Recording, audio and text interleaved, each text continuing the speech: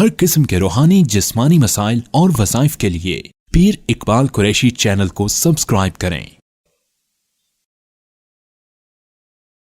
الحمد لولیہ والصلاة علی نبیہ وعلى آلہ واصحابہ المتأدبین بآدابہ، اما بعد فاعوذ باللہ من الشیطان الرجیم، بسم اللہ الرحمن الرحیم۔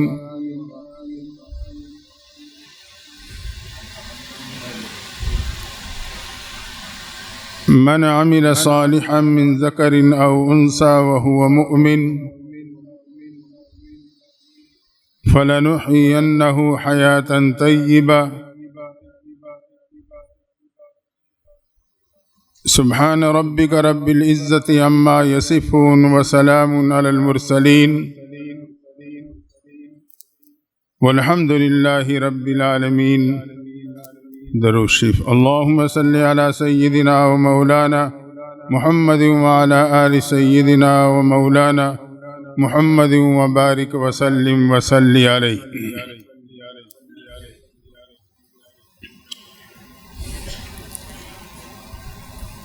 ہم اور آپ خانقاہ قریشیہ میں حضرت اقدس حضرت مولانا پیر محمد اقبال قریشی صاحب دامت برکاتہم العالیہ کی سرپرستی میں اس اجتماع کے موقع پہ جمع ہیں۔ دعا ہے اللہ تعالی حضرت کو جزائے خیر عطا فرمائے، جو سالکین کو ایسے نیکیاں کمانے کا موقع عطا فرماتے ہیں۔ اللہ تعالیٰ ان کے ہر کام میں قبولیت اور برکت نصیب فرما دے۔ جو اس اجتماع کا عنوان ہے دعائے حزب البحر، یہ آپ کو شاید ہی کہیں اور ایسا موقع ملے، اور اللہ تعالیٰ حضرت کی محنتوں کو قبول فرما لے۔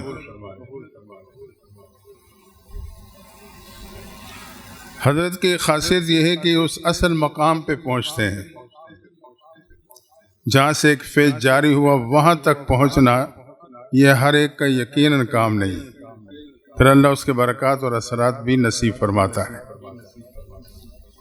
ہمارا ان سے ایک محبت کا تعلق ہے، یہ بھی محبت کرتے ہیں، محبت سے دعوت دی تو یقیناً انکار نہیں ہو سکا، نہیں تو حقیقت یہ ہے کہ میں اپنے ہاں جمعہ نہیں چھوڑتا، یہ بس حضرت کی وجہ سے مجھے چھوڑنا پڑا، میں آپ کے سامنے حاضر ہوں۔ برا ہماری بھی سعادت ہے، اللہ تعالی ہمیں بھی یہاں کی برکت نصیب فرمائے۔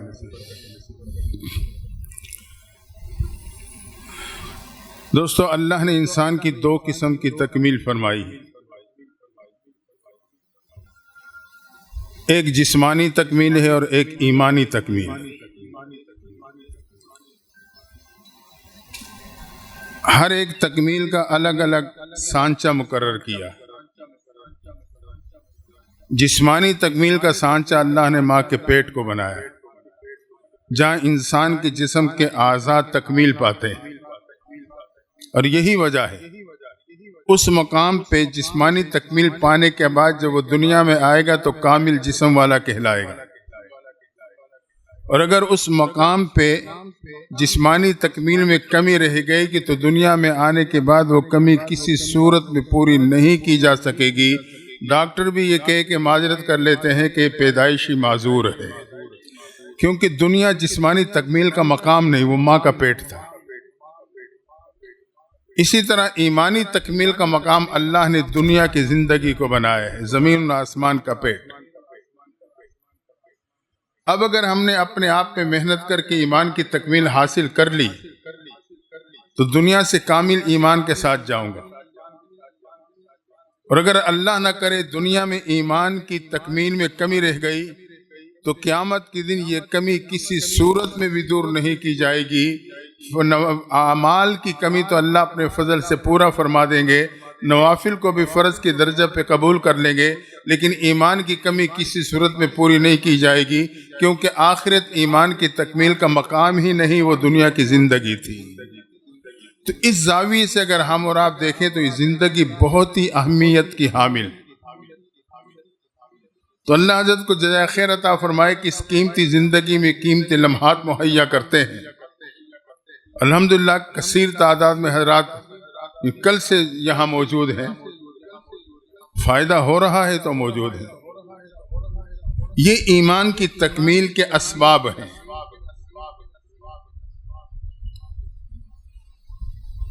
ایمان کی تکمیل کے اسباب ہیں۔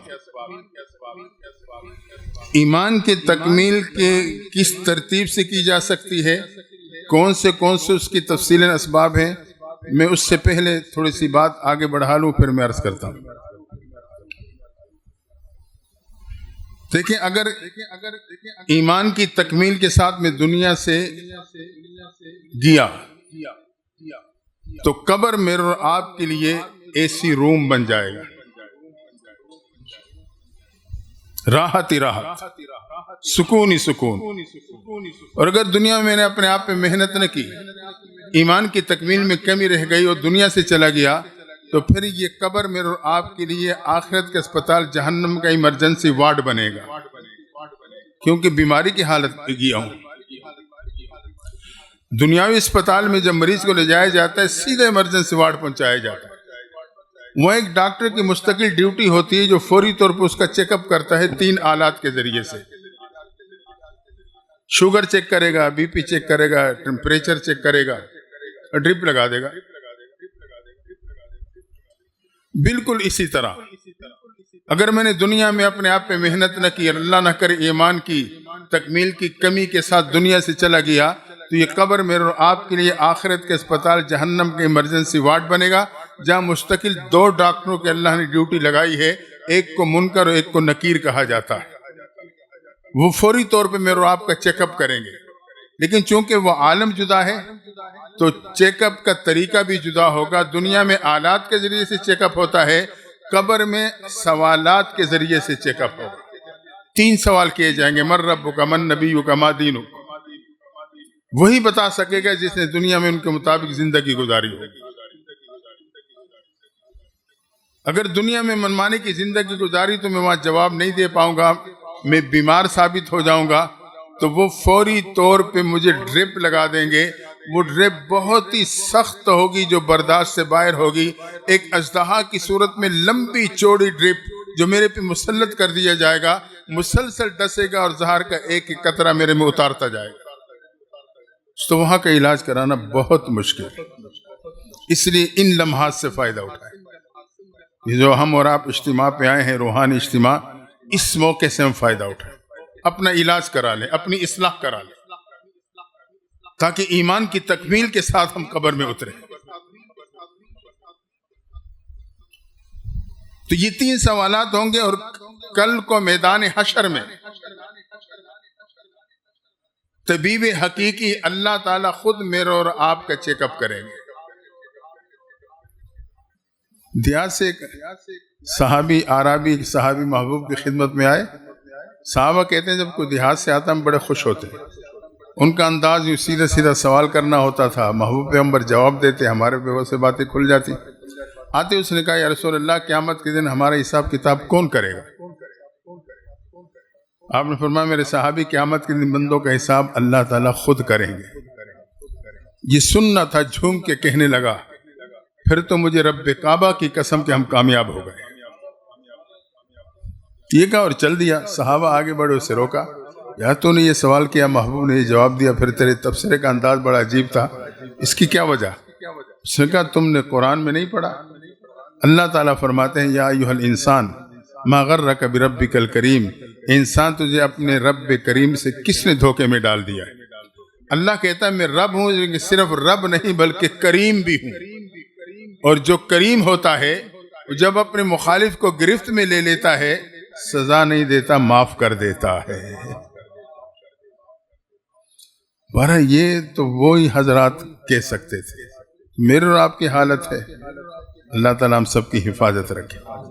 تو قیامت کے دن تفصیلی چیک اپ، دنیا کا ڈاکٹر جب تفصیلی چیک اپ کرتا ہے کسی مریض کا تو پوری زندگی ہسٹری معلوم کرتا ہے، تو پوری زندگی سے متعلق سوالات ہوں گے، میرے بندے زندگی دی تھی کیسے گزاری، مال دیا تھا کہاں سے کمایا، کہاں خرچ کیا، علم دیا تھا کتنا عمل کیا، پوری زندگی سے متعلق سوالات، جوانی کے لمحات عطا کیے تھے، اسے کیسے بسر کیا۔ اگر تو ایمرجنسی وارڈ میں صحت مند تھا تو یہاں بھی صحت مند نکلوں گا، وہاں اگر بیمار ثابت ہوا تو یہاں بھی میں جواب نہیں دے پاؤں گا، بیمار ثابت ہوں گا تو کیا ہوگا، جنت میں جانے کے لیے مجھے پہلے اسپتال میں بھیجا جائے گا۔ میڈیکل سرٹیفکیٹ ہوتا ہے نا ویزا لینے کے لیے، آج کل تو ہمارے یہاں 2 نمبریں 4 نمبریں ہیں، وہ الگ بات ہے، لیکن جو دستور و اصول ہے وہ یہ ہے۔ تو جنت میں جانے کے لیے میڈیکل سرٹیفکیٹ کا ہونا ضروری ہے، یہ بیمار ہے اپنا علاج کرائے گا، تو اسے گھسیٹ کے جہنم کی طرف اہلکار لے کے جائیں گے، یہ ہاتھ پاؤں مارے گا، چیخے گا، چلائے گا، اسپتال میں اسے داخل کر دیا جائے گا۔ دنیا کے اسپتال میں ایک جنرل وارڈ ہوتا ہے، کچھ وی آئی پی رومز ہوتے ہیں، ایک انتہائی نگہداشت کا وارڈ ہوتا ہے، وہاں بھی ایک جنرل وارڈ ہوگا، وی آئی پی رومز ہوں گے، مکان ضیقہ، قرآن بتاتا ہے تنگ تنگ مقام ہوں گے جہاں نہ یہ بیٹھ سکے گا نہ کھڑ سکے گا، یہ اس اسپتال کی وی آئی پی رومز ہیں، اور ایک انتہائی نگہداشت جہاں دل کے مریضوں کو داخل کیا جائے گا۔ آخرت کے اسپتال کے دل کے مریض وہ ہوں گے جنہوں نے دنیا میں دوسرے کے دل کو ٹھیس پہنچائی ہوگی، اس کی عزت نفس کو مجروح کیا ہوگا، اس کے دل کو تکلیف دی ہوگی، وہ دل کے مریض اس وارڈ میں داخل کیے جائیں گے۔ قرآن کہتا ہے وَيْلٌ لِكُلِّ هُمَزَةٍ لُمَزَةٍ، یہ عیب گو عیب جو ہے نا، یہ اس وارڈ کے مریض ہیں۔ آج تو ہم بڑے مزے سے آرام سے کسی کی غیبت، کسی پہ منفی تبصرہ، کسی کے کیا، کسی کا کیا، اپنے مجلس کو گرم کرتے ہیں۔ فرمایا نار اللہ الموقدہ التی تطلع علی الافئدہ، اس وارڈ میں آگ کے اندر سے آگ کے گولے اٹھیں گے، جہاں ظاہری جسم کو آگ جلا رہی ہے وہاں وہ آگ کے گولے براہ راست کے دل کو جلاتے رہیں گے۔ اور اگر دنیا میں نے اپنے آپ پہ محنت کی، ایسے مجالس میں حاضر ہوا، اپنی اصلاح کی کوشش کی، حضرت سے تعلق رہا، رابطہ رہا، تو اپنی ایمان کو بچاتا ہوا جب دنیا سے جاؤں گا تو پھر یہ قبر میرے اور آپ کے لیے اے سی روم بن جائے گی، جنت کی کھڑکی کھلے گی، ٹھنڈی اور معطر ہوائیں داخل ہوں گی، تا حد نظر اس قبر کو وسیع کر دیا جائے گا۔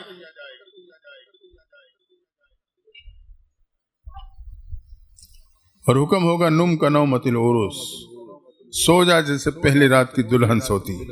کیا مطلب کہ پہلی رات کی دلہن کو دلہا ہی جگاتا ہے، سو جا اب رب ہی تجھے جگائے گا، یہ آرام کی نیند سو جائے گا۔ اللہ کہے گا یہ میرا بندہ میرے دین کے لیے تھک کے آیا ہے، اس کے لیے جنت کے بچھونا بچھا دو۔ تو میدان حشر میں جب ایمرجنسی وارڈ میں صحت مند تھا تو وہاں بھی صحت مند نکلے گا، حکم ہوگا اسے میرے شاہی مہمان خانے میں لے جاؤ جو جنت ہے، شاہی مہمان خانہ۔ دنیا میں بھی مہمان خانے ہوتے ہیں نا، پہلے صرف سرحد میں رواج تھا، تو پنجاب میں بھی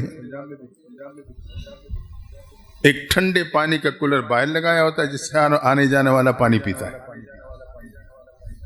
کچھ لوگ ہوتے ہیں جو برانڈے میں صوفوں پہ بٹھا دیا جاتا ہے، وہاں کے ملازم ان کے لیے پانی پیش کرتے ہیں، اور کچھ اس مالک کے مکان کے خاص جگری دوست ہوتے ہیں جنہیں وی آئی پی ہال میں بٹھایا جاتا ہے، اور وہ مالک کے مکان خود ان کے لیے پانی نہیں بلکہ شربت لا کے پیش کر دیتا ہے۔ شاہی مہمان خانہ، قرآن نقشہ کھینچا ہے عین یشرب بها المقربون، ایک تو عام ٹھنڈے میٹھے چشمے ہوں گے جس سے ہر جنتی پانی پیے گا، ولدان مخلدون، کچھ لوگ ہوں گے جس کو برانڈے میں بالا خانیوں پہ بٹھایا جائے گا اور وہاں کے حور و غلمان جنت کے برتن میں ان کے لیے پانی پیش کریں گے، لیکن کچھ ایسے ہوں گے جو اللہ کے خاص جگری دوست ہوں گے جو دنیا میں تہجد کے وقت اٹھ کے رب سے راز و نیاز کیا کرتے تھے، آج اللہ ان سے ملاقات کرے گا، انہیں اس شاہی مہمان خانے کے VIP ہال میں بٹھایا جائے گا، مالک کائنات خود ان کے لیے شراب طہور پیش کریں گے، وَسَقَاهُمْ رَبُّهُمْ شَرَابًا طَهُورًا، اللہ تعالیٰ جنت کی شراب پیش کر دیں گے۔ دوستو یہ وہ مقام ہے جو میں اور آپ پا سکتے ہیں، میں اور آپ کے اختیار میں ہے، یہ نہیں کہ اختیار میں نہیں، یہ میں اور آپ اس مقام کو حاصل کر سکتے ہیں اگر اپنے آپ پہ ہم محنت کریں۔ تو ایمان کی تکمیل حاصل کر لی تو پھر آگے یہ نعمت ہے۔ اب ایمان کی تکمیل کے لیے کون سے بنیادی اسباب ہیں کہ میں اس کو اپناؤں اور میں اپنے اس مقصد میں کامیاب ہو جاؤں۔ امام المفسرین حضرت احمد علی لاہوری رحمت اللہ تعالی علیہ، کیا اللہ کے نظام ہے، سکھ کے بیٹے ہیں، ایمان کی دولت ملی، قرآن کا تعلق نصیب ہوا، قرآن کی تفسیر لکھی، اللہ نے ایسا مقام دیا کہ آپ نے دنیا والوں کو قرآن سے ان کی دلوں کو معطر کیا، جب قبر میں اترے اللہ نے آپ کی قبر کو معطر کر دیا۔ وہ فرماتے ہیں کہ انسان کی زندگی کے 3 شعبے ہیں، ذاتی زندگی، خاندانی زندگی، معاشرتی زندگی۔ دوسرے افعال میں یہ سمجھو کہ تہذیب الاخلاق، تدبیر منزل، سیاست مدن، یہ 3 شعبے ہیں انسان کی زندگی۔ فرمایا ہر شعبے میں عزت اور کامیابی پانے کے لیے الگ الگ اسباب ہیں جس سے ایمان کی تکمیل ہوتی ہے اور عزت اور کامیابی دونوں جہانوں کے مقدر بن جاتی ہے۔ تو پہلا شعبہ ذاتی زندگی کا، اس میں عزت اور کامیابی یا ایمان کی تکمیل حاصل کرنے کے لیے 5 اسباب کا اختیار کرنا لازم ہے۔ 5 اسباب۔ پہلا سبب وہ شکر ہے، ہم اللہ کی ہر نعمت کو شکر ادا کرنے والے بن جائیں۔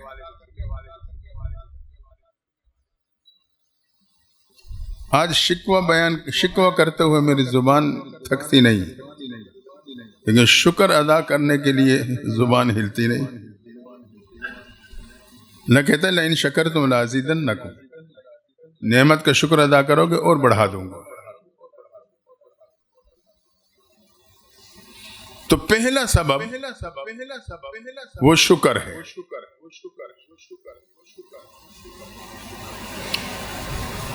اور اس کا ایک اصول ہے، اپنے سے کم پہ نظر رکھیں گے تو ہر لمحے شکر کا موقع ملے گا۔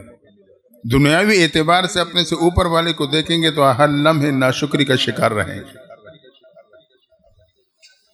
ایک شخص کے بارے میں آتا ہے کہ کبھی کھانے کو ملتا کبھی نہ ملتا، پھٹے پرانے کپڑے، پاؤں میں جوتا بھی نہ تھا، کسی کو خیال آیا اس نے نیا جوتا لے کے دے دیا۔ ایک مقام پہ گیا، جب واپس آنے لگا تو جوتا چوری ہو چکا تھا۔ اب اسے بڑا صدمہ ہوا، دروازے پہ کھڑا ہے، اللہ کپڑے پھٹے پرانے، کبھی ملا کبھی نہ ملا، تیرے کسی بندے نے جوتا لے کے دیا، وہ بھی چوری ہو گیا۔ ابھی کوئی شکوے زبان پہ آنے ہی والے تھے کہ اس کی نظر دروازے سے باہر گئی، کیا دیکھا کہ خوبصورت نوجوان ہے، دونوں ٹانگوں سے معذور گھسٹتا ہوا آ رہا ہے۔ تو فوراً شکر ادا کرنے لگا، یا اللہ یہ تو دونوں ٹانگوں سے معذور، میں تو صرف جوتوں سے محروم ہوا ہوں، تیرا شکر ہے کہ میری ٹانگیں صحیح سلامت ہیں۔ اپنے سے کم پہ نظر رکھیں گے تو پھر ناشکری کا سوال ہی پیدا نہیں ہوگا۔ آج ہمارا مزاج، ہم اپنے سے اوپر آگے والے کو دیکھتے ہیں، تو جو نعمتیں اللہ نے دی ہوتی ہیں اسے بھول جاتے ہیں۔ ہم اپنے جسم میں دیکھیں، اللہ کی بے شمار نعمتیں، بے شمار نعمتیں، ہم نے کبھی سوچا نہیں۔ حضرت قاری سعید صاحب رحمۃ اللہ علیہ ہزارے کے مدرسہ یہیں راولپنڈی میں، مولانا عتیق الرحمان صاحب کے والد صاحب تھے۔ کئی سال پہلے کی بات ہے، جو بیمار ہوئے اسپتال میں داخل ہوئے تو پیشاب بند تھا۔ اس وقت نئی مشینری اسلام آباد ہاسپٹل میں آئی تھی، کچھ مشینریاں تھیں. اس میں سے ایک مشینری ایسی تھی جو اوریجنل حالت میں مریض کو پیشاب کرواتی تھی. وہ مشین لگا دیتے تو اوریجنل حالت میں وہ بڑے آرام سے پیشاب کر لیتا تھا. تو یہ اس دور کی بات ہے کہ اس وقت ایک دفعہ اس مشین کے ذریعے سے پیشاب کرانے کا جو خرچہ تھا وہ 80,000 تھا. اب آپ دیکھیں ہم کتنی دفعہ جاتے ہیں آتے ہیں, کبھی ہم نے سوچا؟ خاص طور پہ شوگر کے مریض تو 20 دفعہ آنا جانا کرتے ہیں, پیشاب آیا گئے, پیشاب آیا گئے. میرے خیال میں شاید ہم نے کبھی بیت الخلا آتے جاتے دعائی نہیں پڑھی ہوگی چلو اللہ کے کسی درجے میں شکر میں شامل ہو جاؤ. ہم سمجھتے ہیں یہ تو روٹین کی بات ہے. تو اللہ نہ کرے, اللہ آزمائش سے بچائے, پھر پتہ چلتا ہے کہ ایک ایک نعمت کی کیا قدر ہے. تو ہم اللہ کی ہر نعمت کا شکر ادا کرنے والے ہیں. اور دوسرا سبب وہ صبر ہے. اگر پریشانی کا شکار ہوتا ہوں, مصائب کا شکار ہوتا ہوں, تو میں صبر کروں. بے صبری کا مظاہرہ نہیں. اللہ تعالیٰ کو یہ صفت اتنی پسند ہے, فرمایا انما یوفی الصابرون اجرهم بغیر حساب, میں تمہیں آزماؤں گا جس صبر کر لیا قیامت کے دن بغیر حساب کتاب کے جنت میں داخل کر دوں گا. تو اگر مزاج کے خلاف کوئی کام کوئی بات آتی ہے تو ہم اس پہ صبر کرنا سیکھیں. اور یہ آپ کو ایسی نیک صحبت میں یہ چیزیں ملیں گی, ایسی مجالس اور ماحول میں آپ کو ملیں گی. ایک خانقاہ سے آپ کو یہ نعمتیں نصیب ہوں گی. اور فرمایا تیسرا سبب وہ ذکر ہے. اگر ذکر کی پابندی رہے گی تو شکر اور صبر والی زندگی نصیب رہے گی, اور شکر اور صبر والی زندگی ایک جنتی کی زندگی ہوتی ہے. تو ذکر کی پابندی, جو آپ کو یہاں سے معمولات ملے اس کا اہتمام کریں. ذکر کا اہتمام.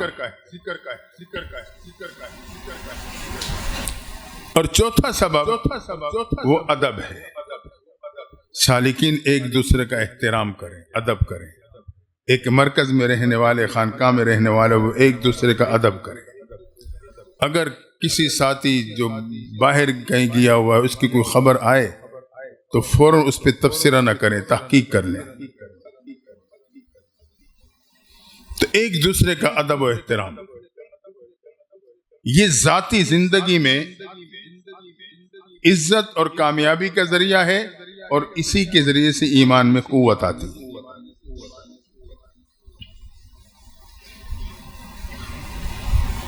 پانچواں سبب فرمایا وہ دعاؤں کا اہتمام. بڑوں سے دعائیں کروائیں لیکن خود بھی کرنے کی کوشش کریں. آج ہم دعا کرنے سے بھی فرار اختیار کرتے ہیں, تنگ ہوتے ہیں, بڑوں کے ذمے لگا دیتے ہیں جی بس دعا کرنا, دعا کرنا. پیر صاحب کی خدمت میں آئے, ذمے لگا کے چلے گئے, میرے کاروبار کا مسئلہ, میرے رشتوں کا مسئلہ, میرے گھر کا مسئلہ, بس آپ نے دعا کرنی ہے. گیا خود بھی کریں, بڑوں سے کروائیں. لیکن آج میرے نوجوان کا شکوہ ہے کہ میں مانگتا ہوں مجھے ملتا نہیں. یہ ہو نہیں سکتا کہ بندہ رب سے مانگے اسے نہ ملے, لیکن میرے شکوہ بحال ہے. اگر ہم دیکھیں تو وجہ یہ ہے کہ میں نے رب سے مانگا ہی نہیں. اللہ نے دینے کا وعدہ دعائیں مانگنے پہ کیا ہے, دعائیں پڑھنے پہ نہیں کیا. آج ہم دعائیں پڑھتے ہیں, مانگتے نہیں ہیں. آپ دیکھ لیں نماز کے بعد ہاتھ اٹھ جاتے ہیں, زبان کچھ پڑھنا شروع کر دیتی ہے, نگاہیں سامنے دیوار پہ جم جاتی ہیں, دماغ دائیں بائیں گھوم رہا ہوتا ہے, زبان پڑھتے پڑھتے ہاتھ پھیر کے اٹھ کے چلا جاتا ہوں. یہ تو میں نے پڑھا ہے, پڑھنے پہ تو اللہ نے دینے کا وعدہ نہیں کیا. یہی تو وجہ ہے کہ مجھے نہیں ملتا. جس دن میں نے مانگنا شروع کر دیا اسی دن میرا یہ شکوہ ختم ہو جائے گا. اس لیے کہتے ہیں کہ مانگنا سیکھنا ہے تو اشارے پہ رکے ہوئے گاڑی کے دروازے پہ کھڑے فقیر سے سیکھو. جس کو یہ یقین بھی نہیں کہ مجھے کچھ ملے گا, یہ شیشہ بند کر کے دھتکار دیا جاؤں گا, پھر بھی ہاتھ پھیلانے کا انداز فقیرانہ, چہرے کے زاویے فقیرانہ, زبان سے نکلتے جملے فقیرانہ, مکمل محتاج بن کے مانگتا ہے جبکہ ملنے کے بھی یقین نہیں. میں اور آپ تو ذات کے در پہ جھک کے مانگنے والے, جہاں سے ملنے کا یقین ہے. اگر محتاج بن کے مانگوں گا تو کیسے نہیں ملے گا. ہم مانگنے والے بنے پھر دیکھیں ملتا ہے کہ نہیں ملتا. تو دعاؤں کا اہتمام کریں. تو یہ 5 اسباب, شکر, صبر, ذکر, ادب اور دعاؤں کا اہتمام. اور فرمائے خاندانی زندگی میں اگر چاہتے ہو عزت اور کامیابی مل جائے اور ایمان کی تکمیل ہوتی جائے، اس کے لیے 3 اسباب ہیں: حصول علم، تزکیہ نفس اور کسب حلال۔ علم کے ساتھ جڑیں، علماء کے ساتھ جڑ جائیں، اپنی نسلوں کو دین کے ساتھ جوڑ دیں۔ ہم خود علماء سے تعلق جوڑیں، دین کی ضروریات اور مسائل ان سے پوچھ پوچھ کے عمل کریں۔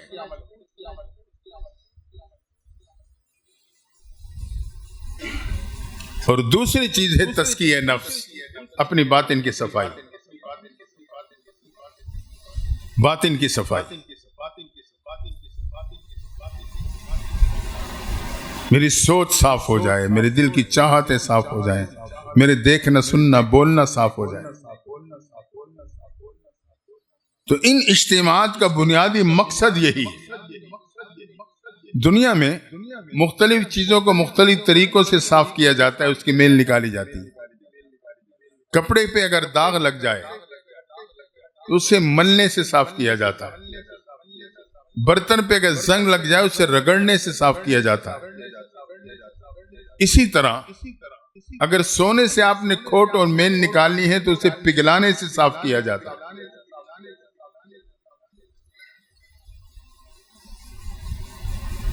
اور انسان کی باطن کی صفائی، دل کی صفائی، جیسے فقہا نے لکھا ہے، کسی جگہ پہ کسی بچے جانور نے پیشاب کر دیا،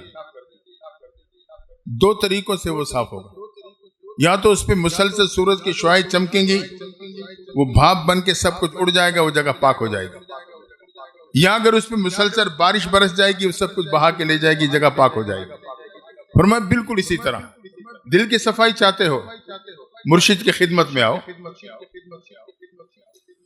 ان کی توجہات کی تجلیات کی وجہ سے دل کی گندگی دھل جائے گی، یا ذکر کی کثرت کی وجہ سے دل صاف ہو جائے گا۔ ذکر کی کثرت بارش کے مانند ہے، مرشد کی توجہات اس سورج کی شعاؤں کے مانند، یہ سالک کے دل کے زمین کو پاک کر دیتی۔ تو تزکیہ نفس، اپنی باطن کی صفائی کی محنت کریں۔ اور تیسری چیز کسب حلال، حلال کمائیں حلال کھائیں۔ یہ 3 اسباب ہیں جو خاندانی زندگی میں یوں سمجھ لیں کہ ایمان کی تکمیل کا ذریعہ ہے۔ اور تیسرا شعبہ وہ معاشرتی زندگی۔ حضرت لاہوری رحمۃ اللہ تعالیٰ فرماتے ہیں کہ معاشرتی زندگی میں ایمان کی تکمیل چاہتے ہو، عزت اور کامیابی چاہتے ہو، تو اس کے لیے 2 اسباب کا اختیار کرنا لازم، حدود اللہ کا تحفظ اور حدود اللہ کے نفاذ کی کوشش۔ عمل کر کے ہم حدود اللہ کا تحفظ کر سکتے ہیں، جو چیز عمل میں آ گئی وہ محفوظ ہو گئی۔ دوسرے کو عمل پہ لا کے اس کا نفاذ کر سکتے ہیں۔ تو یہ وہ اسباب ہیں زندگی میں جس سے میرے اور آپ کی ایمان کی تکمیل حاصل ہوتی ہے۔ جب اس دائرے میں زندگی گزاروں گا،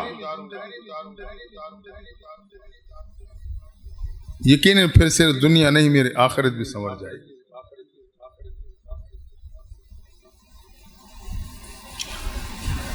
اس کو ہم دل و دماغ میں بٹھائیں۔ دوستو، یقین آج تک ہم اور آپ غفلت کے شکار رہے، ہم نے من مانی من چاہی زندگی گزاری، رب چاہی زندگی کو ترک کر دیا۔ اس بابرکت اجتماع سے ہم یہ ذہن بنائیں کہ ہم نے اب من چاہی نہیں رب چاہی زندگی گزارنی۔ اگر میں نے اپنا ذہن بنا لیا نا، پھر اللہ تعالیٰ راستے ہموار کر دے گا، پھر معاملہ آسان ہو جائے گا، پھر اللہ کی مدد شامل ہو جاتی ہے۔ جیسے کہ ایک باپ اپنے چھوٹے بچے کو چلانے سکھاتا ہے تو یوں بغلوں میں ہاتھ ڈال کے فاصلے پہ کھڑا کر کے ہاتھ ہٹا لیتا ہے، اس کے قدموں پہ نظر رکھتا ہے۔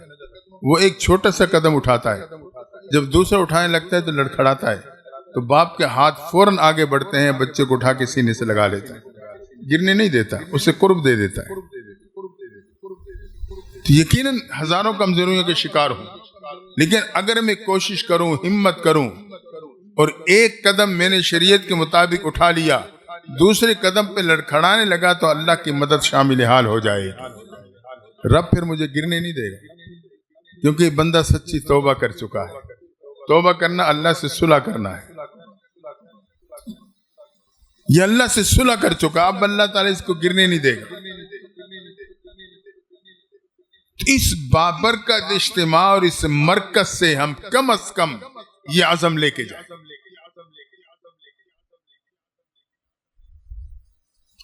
آج ہمارا سارا دن رات بھی ہنسی مذاق میں گزرتا ہے، کہوں میں گزرتا ہے. کہ شاید ہی کوئی خوش قسمت ہوگا جو ندامت کے آنسو بہا کے گزارتا ہو. اللہ تعالیٰ کو ایمان والے کے ندامت کے آنسو بہت زیادہ محبوب، بہت محبوب. ایک روایت میں آتا ہے قیامت کے دن ایک شخص اپنا انجام دیکھ رہا، سوائے جہنم کے کوئی ٹھکانہ نہیں. نیکیوں کا پڑھنا ہلکا، گناہوں کا بھاری ہو رہا، انتہائی پریشانی کے عالم. اچانک اگر رحمت کا جھونکا آئے گا، اللہ کی رحمت کے 100 حصے ہیں، ایک کا ظہور دنیا میں ہوا، 99 کا ظہور قیامت کے دن ہوگا. رحمت کا جھونکا آئے گا، اللہ تعالیٰ اس کی آنکھوں کے اوپر موجود پلکوں کے بالوں کو گویائی عطا کر دیں گے. گویا ہوں گے اللہ یہ ایک دن خانقاہ قریشیہ میں تیرے سے مانگتے ہوئے رو پڑا تھا. اس کے آنکھ سے آنسو کا قطرہ اتنا چھوٹا قطرہ تھا کہ ہمارے ساتھ آ کر رک گیا تھا، اس میں اتنا بہاؤ بھی نہ تھا کہ نیچے ٹپک جاتا. روایت میں آتا ہے اللہ اس کے پلکوں کی اس گواہی کو قبول کرتے ہوئے بندے کی مغفرت کا فیصلہ دے دیں گے. مسلمان کے ندامت کے آنسو کی بڑی قیمت ہے اللہ کے ہاں.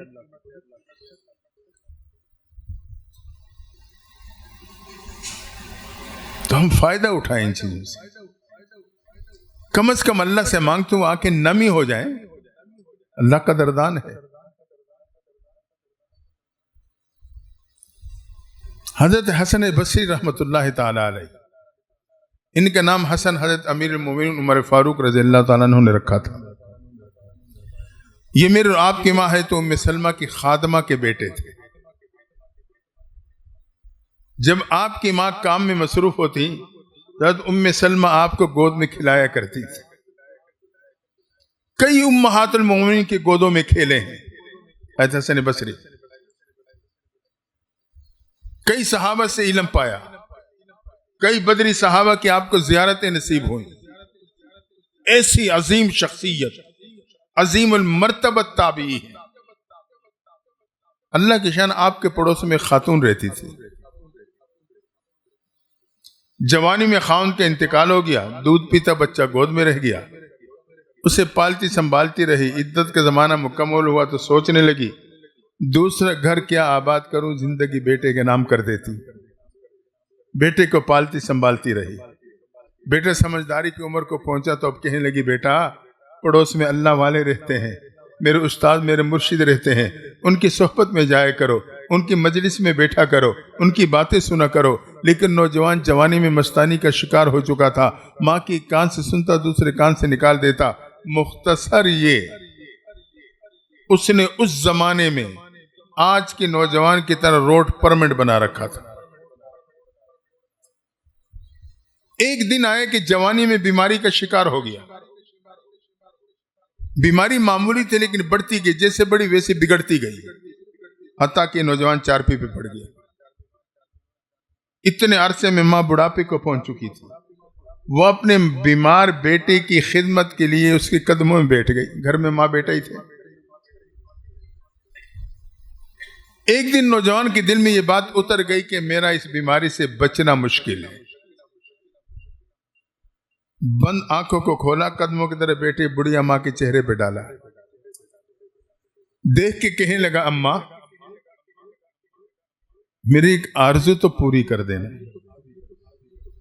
بیٹا کون سی آرزو لیے پڑا ہے بتا تو صحیح. تیری لیے جی رہی، تیرے سہارے بیٹھی ہوں، کہا اماں اگر میرا انتقال ہو جائے تو اللہ والوں سے کہنا میری نماز جنازہ پڑھا دیں. ماں تڑپ گئی, دوڑی حضرت حسن بصری کی خدمت میں. میرا نوجوان بیٹا اس کے فیاض سے گزر رہا ہے, آرزو کا اظہار کر رہا ہے, جنازہ اللہ والے پڑھا دیں. اللہ کی شان, حضرت حسن بصری نے اس نوجوان کی جنازہ پڑھانے سے صاف انکار کر دیا. اب مرشد تھے, یہ اصرار نہ کر سکی. آج کل کی پیری مریدی تو نہیں تھی نا, ہمارے ملتان کی طرف کی جو پیری مریدی ہے یہاں تو پھر بھی اچھا ماحول, وہاں تو کہتے ہیں نا پیر کی ماننے میں خیر ہے. وہ ایک بات کسی نے ایک اچھے پیرائی میں کہی ہے, ایک تبلیغی جماعت رائمنڈ گئی تو کارگزاری سنانے لگی تو امیر صاحب رو پڑے. انہوں نے کہا امیر صاحب آپ کیوں رو رہے ہیں؟ انہوں نے کہا جی انہوں نے میری پٹائی کی ہے. جماعت والوں سے پوچھا کیوں پٹائی کی ہے؟ جی ہمارا مشورہ ہو گیا تھا. تو جب کوئی امیر صاحب ملنے آتے ہیں نا, میں سے پوچھتا ہوں امیر ہے؟ جی ہاں امیر. اور میں نے کہا جماعت کو اکیلا چھوڑا ہے, پیچھے مشورہ ہو جائے گا. تو میں کہتا ہوں پہلے تو یہ تھا نا کہ امیر کے ماننے میں خیر, اب پیر کے ماننے میں خیر ہے. ہاں, مرید صاحب کو اگر پروگرام کا ٹائم نہ ملا یا اس کے مطابق اسے وقت نہ ملا یا کوئی اور اہمیت نہ ملی رش میں ایک ایسے پروگرام میں, بس مرید صاحب کے چہرہ ادھر. دوستو یہی تو وجہ ہے کہ ہم استفادہ نہیں کر سکتے, فائدہ نہیں حاصل ہوتا, کیونکہ ہم بیت ہونے کے بعد بھی اپنی چاہتیں پوری کرنے کے در پہ ہوتے ہیں. نہیں بیت ہوئے تو ہم بھی چاہتے ختم, پھر ہم نہیں دیکھتے اگر یہ کہ کیا مجبوری کیا نہیں, بس میری چاہت پوری ہونی چاہیے. ایک صحابی کے بارے میں آتا ہے کہ بیمار سے محبوب پیغمبر بیمار پرسی کے لیے تشریف لے گئے. کچھ دنوں بعد ان کا انتقال ہو گیا, لیکن انتقال سے پہلے انہوں نے کہا کہ محبوب پیغمبر کو میرے انتقال کی خبر نہ دینا, کیونکہ اگر انہیں خبر ملے گی وہ تشریف لائیں گے, راستے میں دشمنوں کی آبادی ہے, کہیں انہیں تکلیف نہ پہنچا دیں. کس کی چاہت نہیں تھی کہ حضور میرے جنازے میں آئے, میرا جنازہ پڑھائے, لیکن حضور کی تکلیف ان کے سامنے تھی کہ دشمن کہیں تکلیف نہ پہنچا دیں. تو بہرحال حضرت انکار کر دیا. اب مرشد تھے, یہ اصرار نہ کر سکی, واپس پریشانی کے عالم میں پلٹ کے جانے لگے. تو حضرت نے آواز دے کے وضاحت کر دی, کہا میں اس نوجوان کا جنازہ کیسے پڑھاؤں جو پوری زندگی رب کے در پہ نہیں چکا, پوری زندگی اسے رب کو نہیں پکارا. بعض علماء نے لکھا ہے حضرت حسن بصری کا تعلق اس علماء کے قافلے سے تھا جن کے نزدیک بے نمازی کا جنازہ نہیں پڑھایا جاتا تھا. ماں پریشانی کے عالم میں واپس لوٹی, بیٹے کے قدم میں آ کے بیٹھ گئی. بیٹے نے بند آنکھوں کو کھولا, ماں کے چہرے پہ جما لیا, مسلسل ماں کو دیکھ رہا. ماں جان گئی بیٹے کی خاموش نگاہیں میرے سے کس سوال کا جواب مانگ رہی. سوچنے لگی اسے بتاؤں تو کیا بتاؤں, کہوں تو کیا کہوں. دل ہی دل میں تڑپتی رہی, مگر بیٹے کا مسلسل دیکھنا بھی ماں کو برداشت نہ ہوا. آخر کار دل پہ ہاتھ رکھ کے کہنے لگی بیٹا اللہ والوں نے تیرے جنازے سے انکار کر دیا. نوجوان کے دل پہ ایک چوٹ لگی, اس نے ایک ٹھنڈی آہ بھری اور خاموشی میں چلا گیا. ماں بے قرار, لیکن چند لمحے بعد نوجوان نے پھر آنکھیں کھولی. ماں کو دیکھ کے کہنے لگا اماں یقیناً میں اتنا برا ہوں کہ اللہ والوں نے میرے جنازے سے انکار کر دیا ہے. اماں پھر تو ہی میرے پہ احسان کر دینا.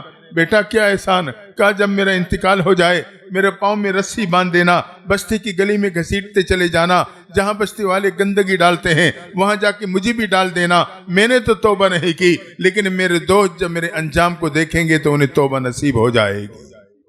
ماں سن رہی ہے, تڑپ رہی ہے, کہوں تو کیا کہوں, کروں تو کیا کروں. مختصر یہ اسی کشمکش میں چند لمحے بعد نوجوان کا انتقال ہو گیا. ادھر بیٹے کی روح پرواز ہوئی, ادھر دروازے پہ دستک ہو گئی. ماں اسی پریشانی کے عالم میں بند دروازے کی طرف دوڑی. دروازہ کھولا تو کیا دیکھا, حضرت حسن بصری دروازے پہ کھڑے. حضرت کیسے تشریف لائے؟ تیرے بیٹے کا جنازہ پڑھانے آیا ہوں. ماں نے چیخ ماری, حضرت معاملہ کیا ہے؟ پہلے تو آپ انکار فرما چکے تھے, اب وقت سے پہلے ہی تشریف لے آئے. حضرت کی آنکھوں سے بھی آنسو. کہا جب تو میرے پاس آئی تھی بیٹے کے آرزو کا اظہار کیا تھا، میں نے انکار کر دیا تھا، تیرے جانے کے بعد میرے آرام کا وقت تھا، میں سوئے تو میں نے خواب میں کیا سنا، رب کی طرف سے آواز آتی ہے میرے دوست تیرے پڑوس میں میرے ایک دوست کا انتقال ہو چکا ہے، اس کی نماز جنازہ پڑھا، اگر جنازے سے انکار کیا تو دوستی سے انکار کر دوں گا۔ یہ سننا تھا، تڑپتا ہوا اٹھا ہوں، دوڑتے ہوئے تیرے نوجوان بیٹے کے جنازے کے انتظار میں کھڑا ہوں۔ دوستو میرے اور آپ کی یقین ہے رب چاہے تو صبح کو شام پہ بدل دے، وہ چاہے تو شام کو صبح پہ بدل دے، رب چاہے تو دن کو رات پہ بدل دے، وہ چاہے تو رات کو دن پہ بدل دے، رب چاہے تو گرمی کو سردی پہ بدل دے، وہ چاہے تو سردی کو گرمی پہ بدل دے، رب چاہے تو گناہوں کو نیکیوں پہ تبدیل کر دے۔ اولئک یبدل اللہ سیئاتہم حسنات، نوجوان کے ندامت بھرے آنسو تھے جس کی وجہ سے اللہ نے اس کی توبہ قبول کرتے ہوئے اس کے گناہوں کا نیکیوں پہ تبدیل کر کے دوستی میں شامل کر لیا تھا۔ دوستو آئیں ہم اور آپ بھی اس لمحات سے فائدہ اٹھا لیں۔ زندگی کے لمحات ہیں بہت قیمتی، ایک دفعہ رب کے در پہ ندامت کے آنسو بہا دیے، اللہ تعالیٰ میرے گناہوں کو معاف کر دے۔ ایک نوجوان حضرت امیر المومنین عمر فاروق رضی اللہ تعالیٰ عنہ کے زمانے میں شراب کی بوتل لیے ایک گلی سے گزرنے کی کوشش کر رہا ہے، اچانک کیا دیکھا کہ گلی کی دوسری طرف سے امیر المومنین نمودار ہو گئے۔ اب یہ پریشان ہوا کہ در فاروقی سے اب کوئی نہیں بچا سکتا مجھے، دائیں بائیں نکلنے کا راستہ نہیں، پیچھے مڑنے کا موقع نہیں، کوئی لمبی چوڑی گلی تھی نہیں، اس لیے وہی قدم روکے، دل ہی دل میں اللہ کے دروازے پہ دستک دے دی، یا اللہ اس گناہ سے توبہ کرتا ہوں، آئندہ یہ گناہ نہیں کروں گا، لیکن اس وقت میرے شراب کو سرکے پہ بدل دے، آئندہ کے لیے اس گناہ سے میں توبہ تائب ہوتا ہوں۔ اتنے میں امیر المومن پہنچ گئے۔ نوجوان ہاتھ میں کیا؟ حضرت سرکے کی بوتل ہے، بوتل کی بناوٹ تو کچھ اور بتا رہی ہے، کھول کے دیکھا واقعی شراب نہیں وہ سرکہ تھی۔ رب نے بتلا دیا میرے بندے اگر تو گناہوں کے شراب لے کے میرے در پہ آئے گا، اس میں ندامت کے آنسو کا قطرہ بہا دے گا، میں تیرے گناہوں کے شراب کو نیکیوں کے سرکے پہ بدل دوں گا۔ ایمان والے کے ندامت کے آنسو میں ایسا کیمیکل ہے، کیمیکل یہ ٹپکتے چہرے پہ ہیں لیکن دل پہ لگے ہوئے داغ و دھبوں کو دھو دیتے۔ دوستو یہ بہت بڑی دولت ہے ندامت کا آنسو ایمان والے کی۔ تو ہم 24 گھنٹے میں ایک موقع کم از کم ایسا ہو کہ رو کے رب سے مانگنے والے بن۔ محبوب نے کتنی آسانی فرما دی، فرمایا کہ رونا نہیں آتا نا، رونی کی شکل بنا لینا، اللہ اسے بھی قبول کر لے گا۔ تو شکل تو بنا سکتے ہیں، رونے کی شکل بنا لینا، اللہ اس شکل کو بھی قبول کر لے گا۔ بات آتی کہتے ہیں مجھے رونا نہیں آتا، دل سخت ہے، رونی کی شکل بنا کے مانگیں گے اللہ تعالیٰ دل بھی نرم کر دے گا۔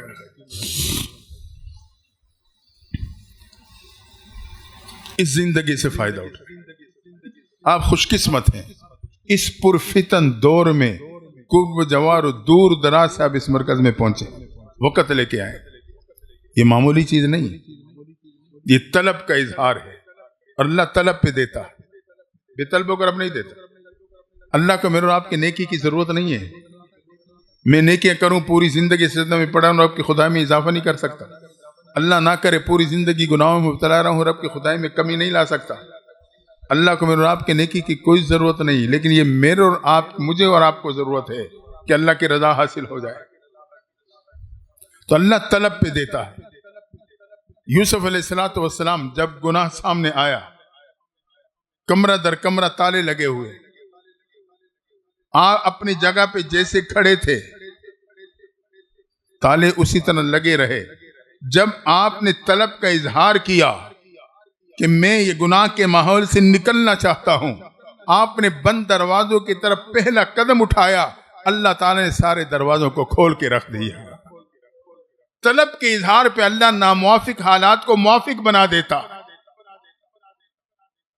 اللہ کے در پہ رونا یہ طلب کا اظہار ہے، پھر اللہ تعالیٰ کی مدد آتی۔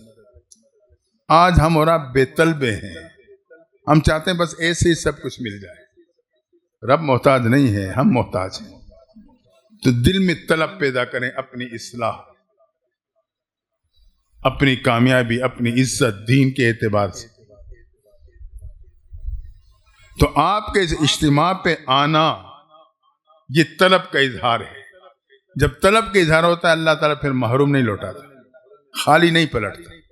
میرا رب بڑا کریم ہے، بہت مہربان ذات، بہت ہی مہربان ذات۔ آخری بات کہہ رہا ہوں، حضرت عبداللہ ابن مبارک رحمۃ اللہ تعالی علیہ، والد کا نام مبارک تھا، باغ کے مالی تھے، امانت داری کی بنیاد پہ مالک بن گئے، شادی ہوئی، اللہ نے بیٹا دیا، نام عبداللہ رکھا، عبداللہ ابن مبارک پہ معروف ہوئے، مال و دولت کی فراوانی تھی، حسین لباس تنظیم کرنے والا نوجوان ایک دن عیش و عشرت کا شکار ہونے لگا، لیکن اللہ اپنے نیک بندوں کے 7 پشتوں تک کی حفاظت کرتا ہے۔ ایک خاتون سے ایک مقام ملاقات کے لیے طے ہوا، یہ عبداللہ ابن مبارک اس ارادے سے وہاں پہنچا، انتظار کرنے لگا، رات کا آدھا حصہ گزرا نہ پہنچی، اکثر حصہ گزرا وعدے کے مطابق نہ پہنچی، حتیٰ کہ فجر کی اذانیں آ گئیں۔ اب اس نوجوان کے دل پہ چوٹ لگی، اپنے آپ کو مخاطب ہو کے کہنے لگا، عبداللہ ابن مبارک، جس کے لیے تو نے ساری رات جاگ کے گزار دی وہ تو تجھے نہ ملی، اگر تو یہ رات اپنے رب کے لیے جاگ کے گزار دیتا آج تیرا رب تجھے ضرور مل جاتا۔ یہ بات دل میں آنی تھی، جہاں گناہ کے راز سے نوجوان کھڑا تھا وہیں پکی توبہ کر، پکی توبہ۔ پکی توبہ پتہ کیسے کہتے ہیں؟ تفسیر مدنی نے اس کے 4 اسباب لکھے ہیں، 3 نہیں ہیں۔ دل میں نادم ہونا، ذہن میں آئندہ وہ گناہ نہ کرنے کا عزم کرنا، اور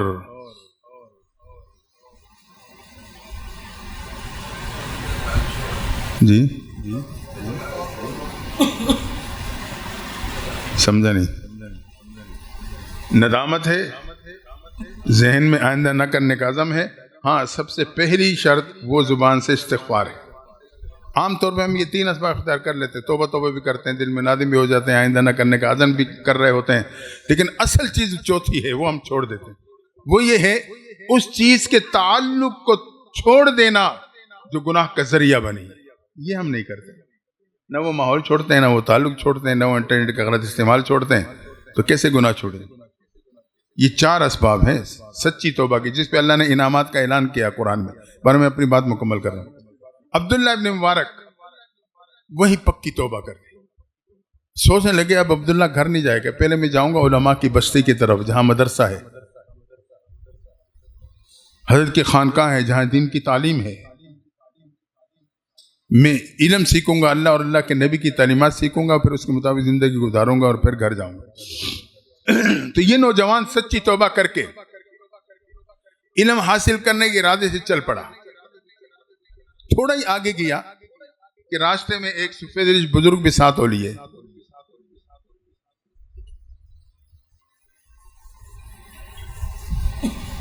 دونوں کا سفر کٹھا طے ہونے لگا۔ انہوں نے دیکھا کہ سخت گرمی ہے، کڑاکے کی دھوپ ہے، لیکن ہمیں تپش محسوس ہو رہی۔ دائیں بائیں دیکھا، اوپر دیکھا، جائزہ لیا، جب اوپر دیکھا کیا نظر آیا؟ بادل کا ایک ٹکڑا ہمارے پہ سائے کیے ساتھ ساتھ چل رہا تھا۔ نوجوان نے سوچا بزرگوں کی برکت، بزرگوں نے سوچا سفید بالوں کی برکت۔ جب چوراہے پہ پہنچے، دونوں کا راستہ جدا ہونے والا ہے، بڑے میاں تو سیدھا چلے، نوجوان اس مدرسے کی طرف مڑا، بڑے میاں جب تھوڑا آگے گئے تو گرمی ستانے لگی، ادھر ادھر دیکھا، اوپر چہرہ اٹھایا تو کیا نظر آیا؟ بادل کا ٹکڑا اس کے سر پہ نہیں، نوجوان کے سر پہ جا رہا تھا۔ فوراً قدم پلٹے، نوجوان کے پاس پہنچ کے کہنے لگے، بیٹا سچ بتا کیا عمل کرتا؟ کہ میرے دامن میں کوئی نیکی نہیں۔ فرمایا سچ بتا، اللہ نے تجھے یہ اعزاز دیا، جوانی میں بادل کا ٹکڑا تیرے پہ سائبان بنا ہوا ہے، کیا عمل کرتا ہے؟ کہا بڑے میاں عمل تو میرے دامن میں نہیں، لیکن رات کو میں نے گناہوں سے سچی توبہ کی ہے، مجھے امید ہے اللہ نے توبہ قبول کرتے ہوئے جہاں دنیا کے تبس سے بچایا ہے، وہ قیامت کے دن مجھے جہنم کی تبس سے بھی بچا لے گا۔ تو دعا ہے اللہ تعالی ہمیں اور آپ کو بھی سچی پکی توبہ نصیب فرمائے، اور ان اسباب کو جو ایمان کی تکمیل کا ذریعہ ہے اپنی زندگی میں لانے کی توفیق عطا فرما دے۔ تو ہم آج کے بعد اپنے آپ کو شریعت کی اصولوں کا پابند بنائیں، معمولات کی پابندی رکھیں گے تو اس کے برکات ہیں کہ اللہ تعالیٰ پھر اچھے اعمال کی توفیق دے گا۔ اعمال اچھے ہوں گے، اخلاق اچھے ہوں گے، کردار اچھا ہوگا تو میرے آپ کی ایمان کی تکمیل ہو جائے گی۔ دعا ہے اللہ تعالی ہم سب کو عمل کی توفیق نصیب فرمائے۔ وآخر دعوانا ان الحمدللہ رب العالمین۔